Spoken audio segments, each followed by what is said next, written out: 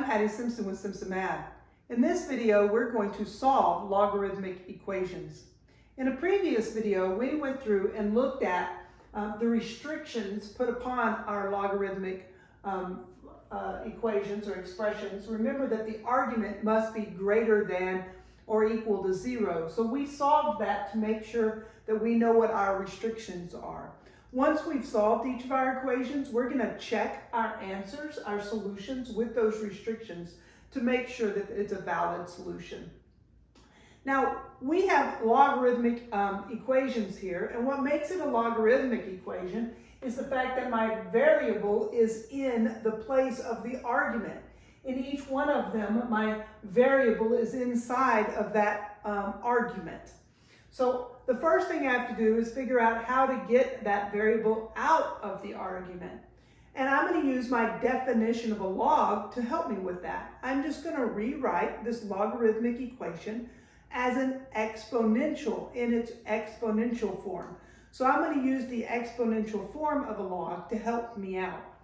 So I remember with exponential form that I write my base raised to, remember a logarithm is just equal to an exponent. So the base raised to the exponent is then equal to the argument. So in each case, I'm just going to take my base, raise it to the exponent, and equal it to the argument. This is its exponential form. And by writing it in exponential form, I now have that argument, that variable out of the argument. Now, I just solved 5 to the third power. Well, 5 times 5 is 25, times 5 is 125. And then I just subtract 2 from both sides so that I get 123 is equal to x. Notice that that answer, that solution is greater than or equal to -2. I can put that back in. 123 plus 2 gives me 125. 5 to the third power is equal to 125. So there is my solution. Let's do this one. Again, to get that out of the argument, I'm just going to change this into its exponential form. My base raised to the power of 5 is equal to the argument. And now I just solve. 2 to the 5th power, 2 times 2 is 4, times 2 is 8, times 2 is 16, times 2 is 32, equals 4x plus 1. Subtract 1 from both sides so that I get 31 equals 4x, and divide by 4, so 31 fourths is equal to 4. 31 fourths is greater than -1 fourth, so this solution meets the requirements. And if I put 31 fourths in there, the fours become 1. 31 plus 1 does give me 32. So 2 to the 5th power is equal to that 32. There's my solution. Here I'm going to do the same thing where I'm going to raise it to a power. Well, in this case, my base is e. So I have e raised to the 5th power is equal to the square root of 4x plus 1. Notice there that I have the argument, the variable is now out of the argument. I can square both sides so that I have e to the 5th power squared is equal to 4x plus 1. This e to the 5th power squared is e to the 10th is 4x plus 1. Subtract 1 from both sides, so I have e to the 10th, which you know is just some number. It's about 3 to the 10th power, a little bit less than that, 2.71-ish to the 10th power. But I'm going to leave it in this exact form. -1 is equal to 4x. Then I would divide both sides by 4. So in exact form, my answer is e to the 10th power minus 1 over 4. So there is my, my equation in exact form. I could put that in my calculator, 2.71-ish e to the 10th power minus 1 over 4, and it would give me the exact answer. Notice that this is greater than -1/4, So therefore, this solution is a valid solution. Here I have 7 minus 3 times the natural log of x equals 6. Before I can put this into its exponential form, I need to isolate that logarithmic expression. So I need just the log x by itself. So I'm going to get rid of this 7 by subtracting 7 on both sides. Just subtract 7 on both sides so that we end up with a negative 3 natural log of x equals a negative 1.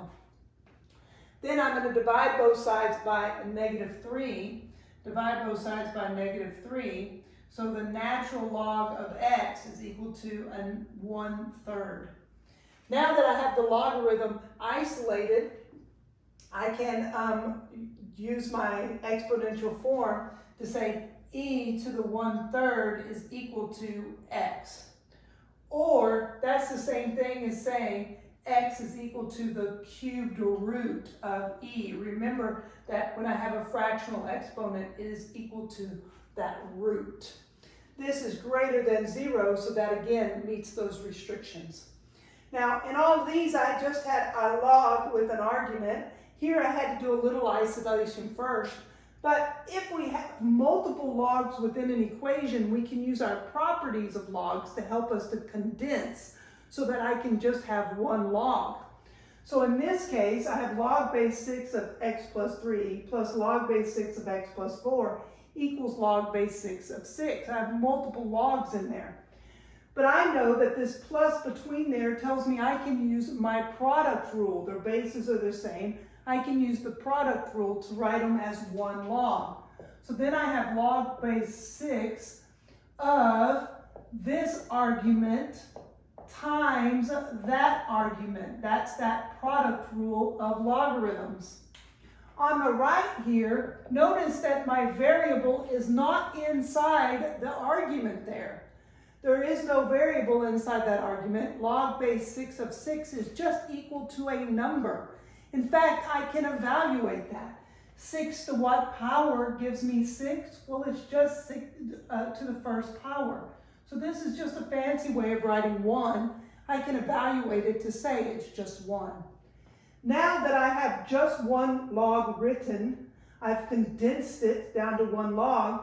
Now I can rewrite this using in its exponential form.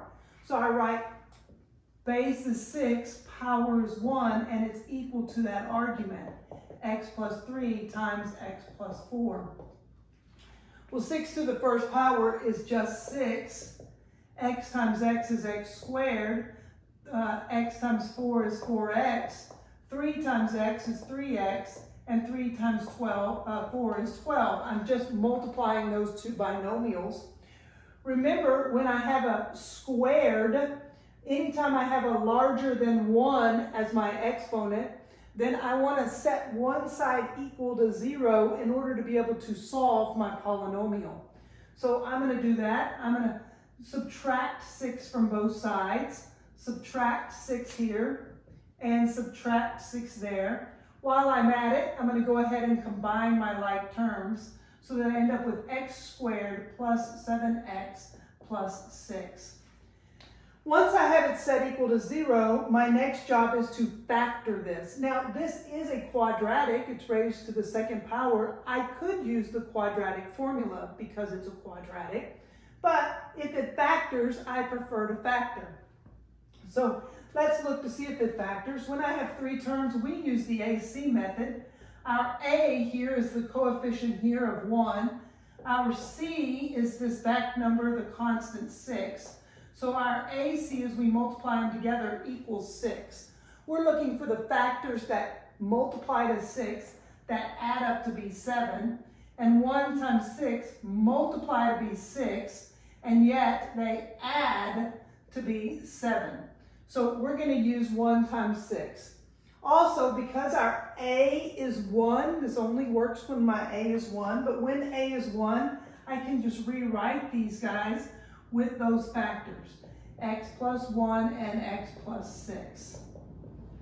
If you want to know how to factor completely using AC method, we have other videos on how to use the AC method to factor.